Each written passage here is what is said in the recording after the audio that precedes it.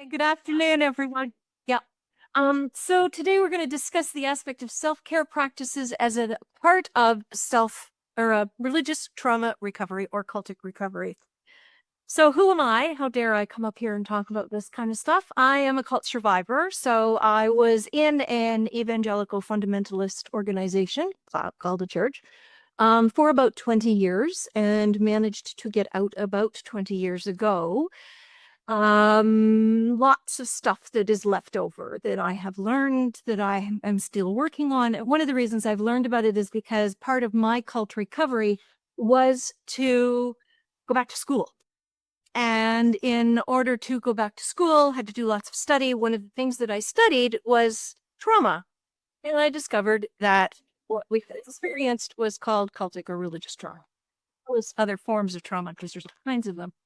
So right now, or what's it called that, I specialize in grief and trauma. I have what's called a degree of thanatology, which is the study of grief and bereavement. And I have a certification in traumatology. So that kind of gets where I'm going. As a psychotherapist, I'm privileged to work with many coming out of abusive situations, whether religious and cultic trauma, other forms of trauma, domestic violence, all of that kind of thing. Over the course of time helping these amazing folks, I have been able to develop somewhat of a framework, helping them come to terms with things that they have learned that are different than what they had learned within the cult. So the idea of caring for themselves, of relearning or learning the skills of worth and value, of learning skills to assist nervous system regulation, because one of the things that we either don't learn or learn about not to do is nervous system regulation while we're in a cult.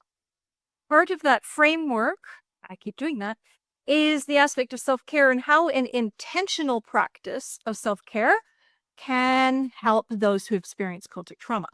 Framework includes 13 areas of care, which we will discuss in a few moments. So, what is trauma? This is always an interesting question. Lots of people have different ideas about what trauma is.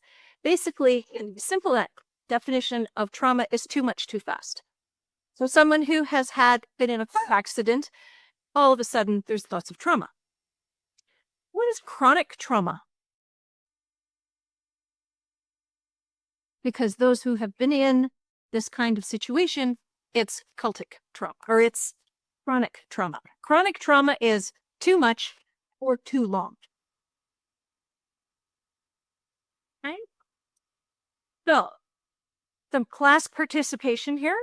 When you first heard about this session, what were your thoughts about self-care? Okay, so what if I told you that true self-care is not wrapped up in a tiny, tidy little box with a bow, but in reality, it is a self-care. No, it's a lot of work, is what it is. Okay? So we're going to practice a self-care exercise. Anything that you have in your hand, if you could just put down. I know those balls are going to roll all over the place, but we'll get to those in a few moments. Great self-care exercise is breathing. Why do we breathe? What are we doing when we're breathing? We are oxygenating the brain, which gives us the opportunity to make better and more careful decisions. We are also oxygenating our bodies, which wakes us up and allows us to move a little bit better and allows our systems to work better. Our digestive system works better when we are breathing. That's just one real quick one. Okay, so we're going to do some deep breaths. Here's how we're going to do it. We're going to breathe in, hold it for just a split second, and then breathe out again. And we're going to do that 5 times. Okay. And everybody's going to get itchy. This is uncomfortable, but here's what we're going to do. So breathe in, hold, out. Breathe in, hold, out.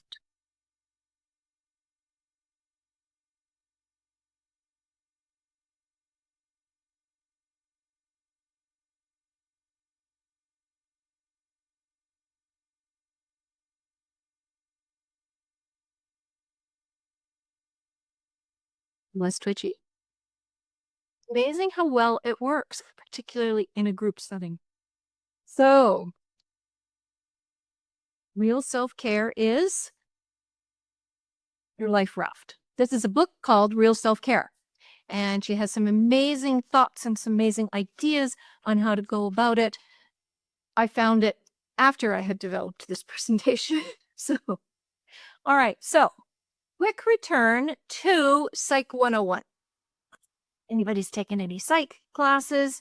We're going to talk about Mr. Maslow. Now, I will agree Mr. Maslow has a little bit of controversy around him, but some of the principles are really, really interesting that he put forth. We have 5 levels. We're not going to talk about the upper 3. They really don't have a great deal to do with basic self-care. The bottom 2 levels we're going to talk about today. Level 1, we need air, food, and water. And we need clothing, shelter, and sleep. If we don't have those, we will die, one way or another. Second level is safety and security, order, and predictability. So, level 2 needs center on working towards surviving well. So these bottom ones we need to actually just physically survive. These ones on surviving well, or better than we would have without them. Safety and security requires those around us to be safe people. I am safe in myself. I trust in who I am and my capability to achieve what I need to accomplish. Security means that my environment is safe. No bombs falling in my environment, as well as no violence in the home, in the neighborhood, those kinds of things. And this doesn't necessarily mean gun violence or anything like that. Yelling, screaming, shouting, all of those can be classed as a type of violence. My caregivers are there when I need them to be. A huge aspect for children coming out of a high-demand organization. Order is what's supposed to happen occurs in a regular and orderly fashion. Baby's going to get the diaper change when they need it. The 3-year-old is going to get a snack when they're hungry. The lunch for any of us is about the middle of the day. And we know that that's going to happen. And we know that there's going to be supplies available to fulfill that need. Predictability means that what's supposed to happen does happen. Okay? The sun will come up in the morning. We'll go to work and school, and we are not constantly waiting for something bad to happen. We know that when Dad comes home from work tonight, he's not going to be yelling. Or when Mom gets up in the morning, she's not going to reach for a ball.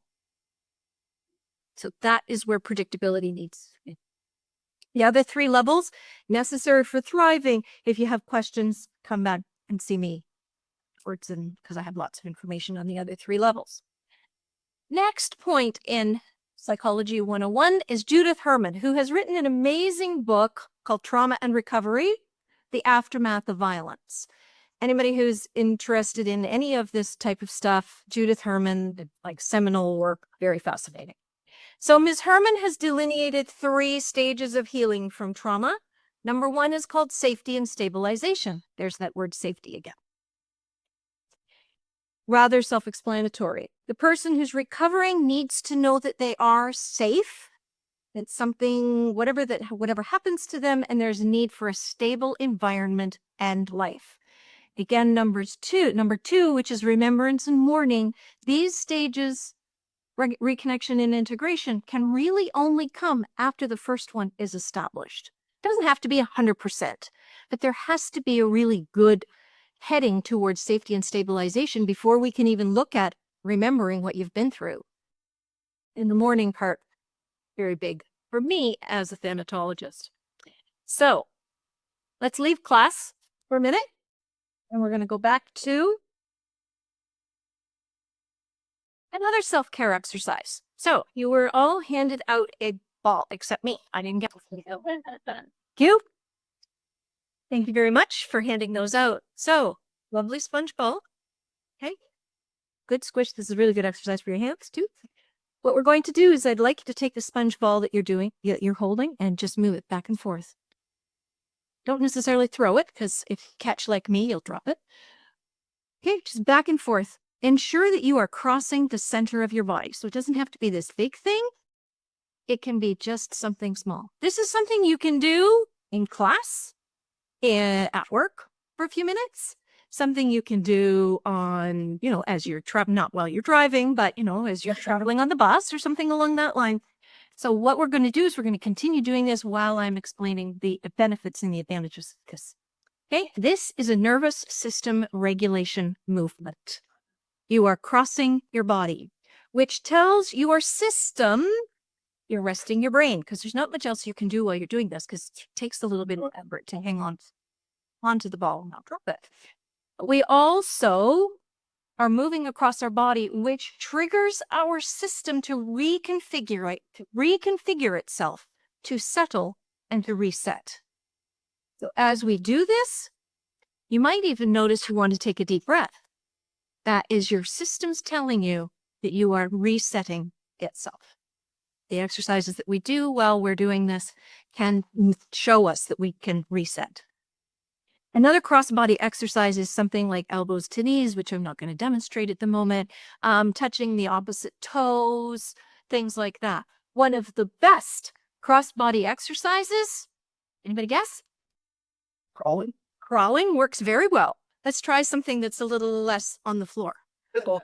Walking, because you are doing this as you are walking, which is why most people who, do all the corrective stuff, and you're not doing that right, you have to do this when you're walking, because you are crossing the body with your hands. Swing your arms back and forth, and you will find that you cross your body when you're swinging. Has anybody's ever heard of eye movement desensitization and reprogramming, otherwise known as EMDR? That is also a cross-body exercise, because you're going back and forth, and it helps your system to reset and helps your brain to say, oh, I guess we don't have to worry about that quite so much because everything's safe. Okay? It's another thing that doing this back and forth tells your system. You can't do this if you're not safe. So please take those home with you. Your body can't reset if you're not safe, but you can't do this unless you're safe, because you're not going to, right? Okay, so please take this with you and practice some self-care. Okay.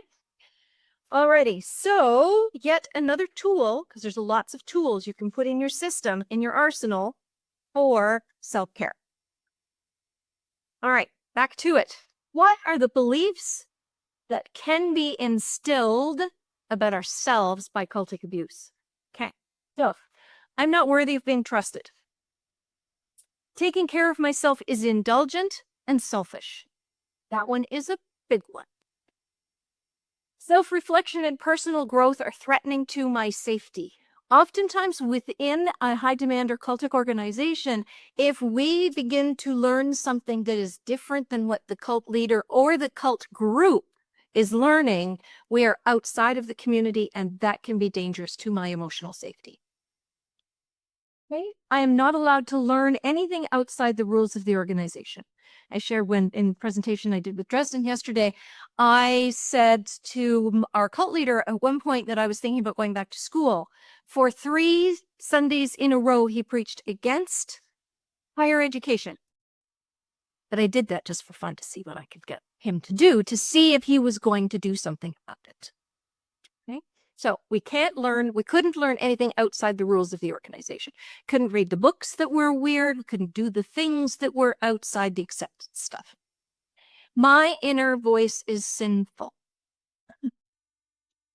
My ability to understand and trust who I am inside is sinful, or wrong, or misplaced, or all of those other words that are incorrect. Personal value only comes from outside sources, never from within. This has to do with the fact that my inner voice is sinful, but I am requiring outside validation. I cannot worthy of my own sense of validation. I'm not capable of making decisions on my own. I don't have all the information. I don't have all of the capability of being able to make this decision without outside help. As I was working on leaving the cult, I was debating doing some renovations to my house. And one of the things that I noticed was I was going ahead with the renovations and with the decisions about the renovations without asking the cult leader. What did he think of it? And I thought, oh, this is really interesting, because I realized I was beginning to separate myself from his validation. So, I deserve nothing better. I don't deserve being looked after well. Whatever looking after me well means. And I'm afraid of who I am. These are all things that cultic abuse can instill. How does the practice of self-care change those beliefs? Brings a sense of worth and value. Allows us to realize that we are worthy of listening to ourselves, of taking care of ourselves. So listening is one thing. Taking care of ourselves is a separate thing. As this is a thought, but this is an action. Right? Allows acceptance of our own voice. Do you ever have a creepy feeling when somebody walks in the room? I was taught that that's, you don't need to worry about that. But in reality, that was my own voice saying, beware, be careful. It allows acceptance of what that little tiny voice inside our system says. Reverses what trauma does to the brain. Trauma is like a traumatic brain injury. Has anybody ever really badly hit their head? Yes.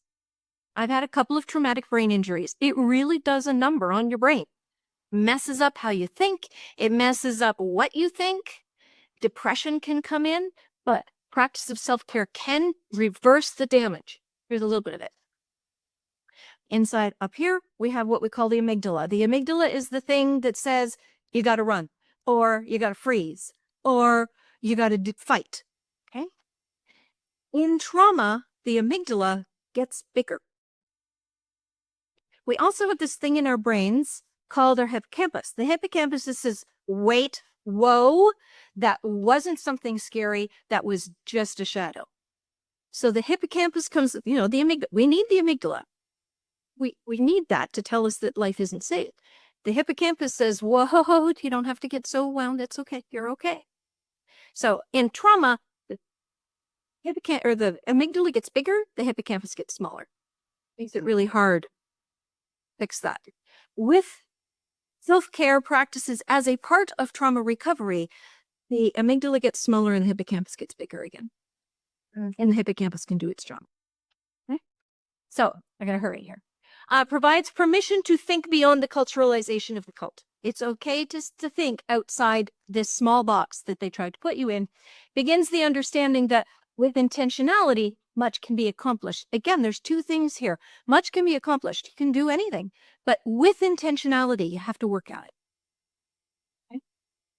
All right. What can a practice of self-care provide? Structure and guidelines.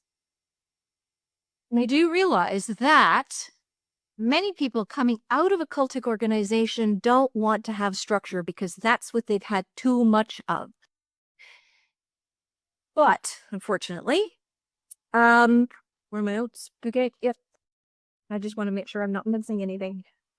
Maslow and Herman show us that we need a little bit of structure. The difference in this kind of structure is that this is structure that we are putting upon ourselves, number one.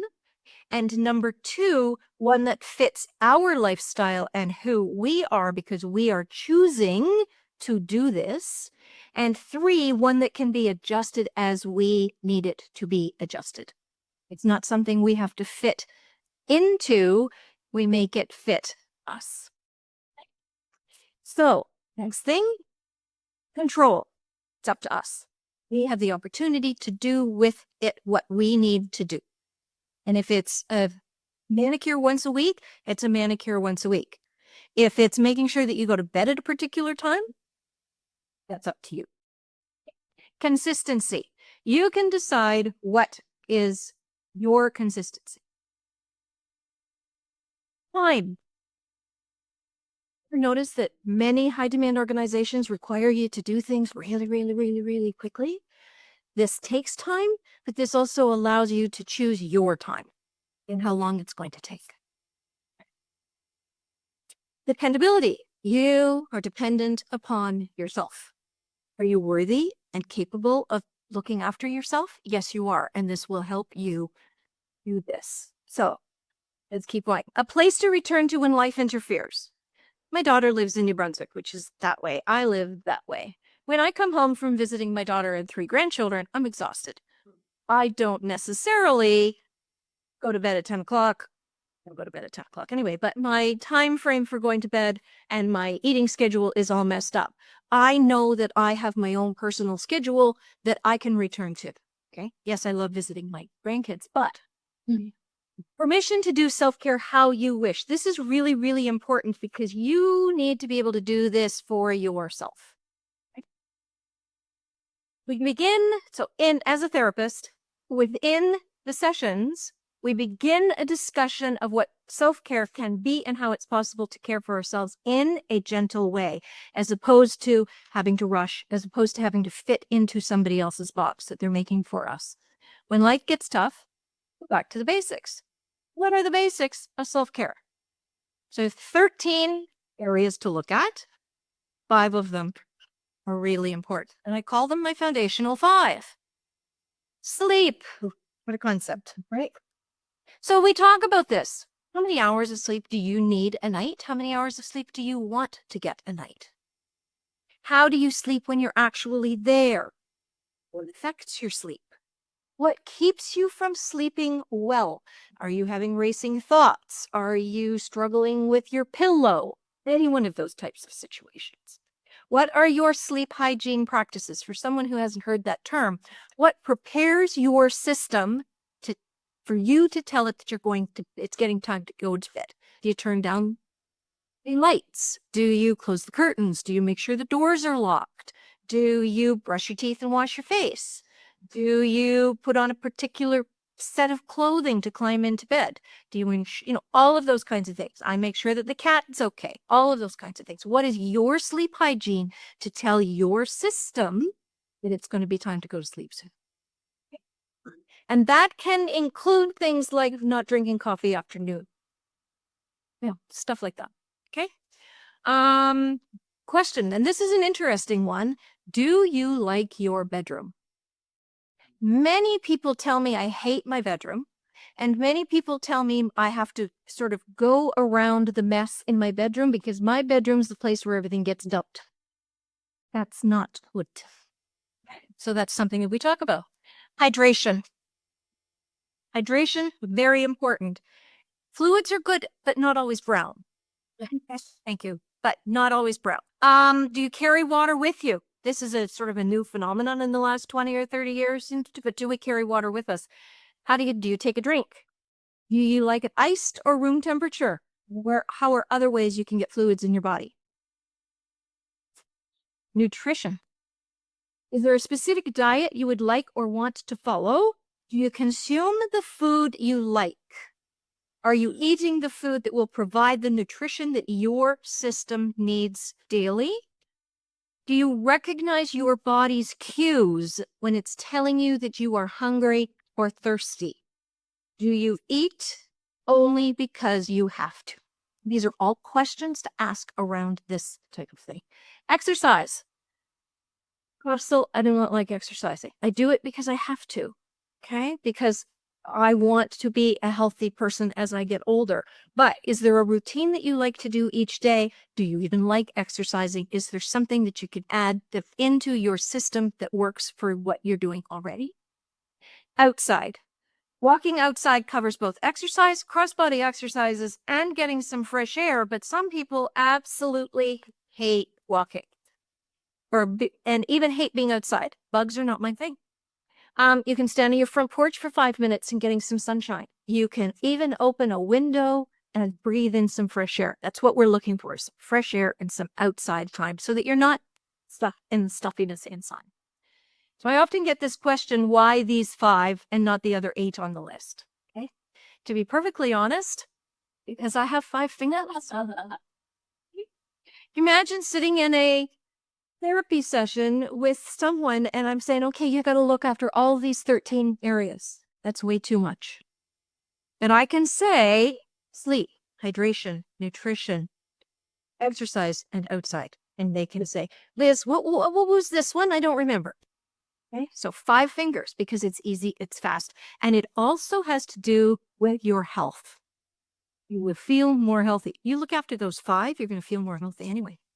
This isn't overwhelming. They're practical and they're easy to a point. This isn't necessarily always easy, but they're practical and it's ease. They're the basics of life and health, and it's the beginning of the discussion of worth and value. All right. What other areas are on the list? This always makes people quite fascinated. Social. What's your social life like? Are you an introvert? Are you an extrovert? Are you an ambivert? What do you need? Being with friends, supportive people, not necessarily those friends of convenience that you had in the cult, and not necessarily doing something specific. It's okay to just hang out. Remember, you were told you couldn't do anything without there being an ultimate purpose to it. It's okay to just sit and have coffee for an hour or so and leave. Hey, all right. Spirituality, which kind of is like, for someone coming out of a cult, is often like, oh, okay. Well, we all have somewhat of a sense of spirituality, whether it's we want to go and worship at a place of worship or whether we want to go and sit in the woods and enjoy the trees and the flowers and the birds. Okay. Is this something that was taken away from you that you would like to reclaim at some point on your terms? No agenda. How would you like this to look? Okay. Snuggling. One of the things with regards to many cults is the sexuality aspect. When I talk about snuggling, this is non-sexual. Okay? Just the aspect of sitting and being with someone and even just touching shoulders. You can also do this. This is a really good other self-care exercise where you're giving yourself your own hug. And rocking. Because what are we doing? Body exercise. Right? This kind of thing. Okay. Even your pet can sit and snuggle your pet. You can sit and hold someone's hand. In North American culture, sometimes that is not looked upon well, but snuggling something, that kind of thing. Finances. I just spent an hour with Heidi on that one, and this is a huge area, massive area for cult survivors, especially for women who have escaped. So obviously could be a significantly larger area. I mean, even Heidi and I have talked about this a little bit too. Start small and start slowly. You don't have to do anything right now. What would you like to do with your finances? I wrote this before I talked to Heidi. What is the guilt for spending that $5 on that delicious cup of coffee? Where's that guilt coming from? Do some investigation. No decisions necessary. Okay. Looking at the possibility of, maybe a budget. That's a bad word. Willingness to learn, to acquire information, even if nothing is done with that information, to reduce the fear. Okay. Creativity. Creativity gives us 3 things, and we often forget about this. First off, there's no right or wrong here. How many different kinds of artists have we, even in this room? There's no set way to be creative. This is yours to do with as you like. Finding your creative side can bring about 3 things. One is the enlarging of what you're allowed to do. You don't have to do it the same way anybody else does it. 2, the opportunity to process what has happened to you. How many people we've talked with about art therapy. And 3 is the opportunity to play. Again, something that is often taken away from us from a high demand organization or a cult. Our environment, learning and growth is okay. Okay, learning and growth is the idea of being able to expand. We've talked about that. There are online, what we call MOOCs, multiple online something courses. I can never remember what the second O is, and they're free. You want to learn something about psychology? You want to learn something about art history? You want to learn something about whatever you want to do? There's probably a course out there for you. If you want to do it, this is your own personal growth, no decision, nothing that has to be done with it. Personal values. talked about this a lot in the aspect of we often grieve the loss of the opportunity to develop our own personal set of values when we leave, when we realize what we've lost out of a cult. Those personal values, we can develop our own types of personal values and ask ourselves some questions about those values without, again, having to make decisions. What do you want to feel about your life? How do you want to live your life? How do you want to feel about the day at the end of it? How will you behave or react when something occurs that does not fit with the set of values that you have chosen to live by at this point? Because our personal values can change. Right? And ourself.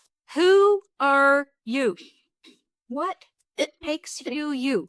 What masks do you wear? Do you want to wear those masks? Do you want to discard them?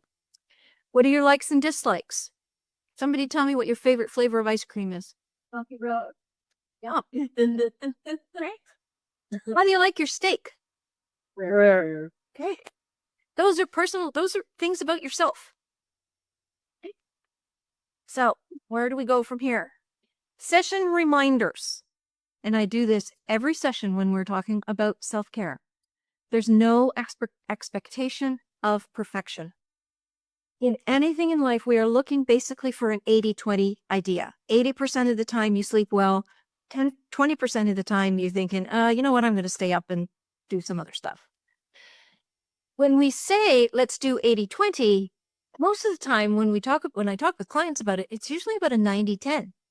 But because we've taken the pressure off, you have to go to bed at a certain time every night, they're more readily about to do what they're hoping to do.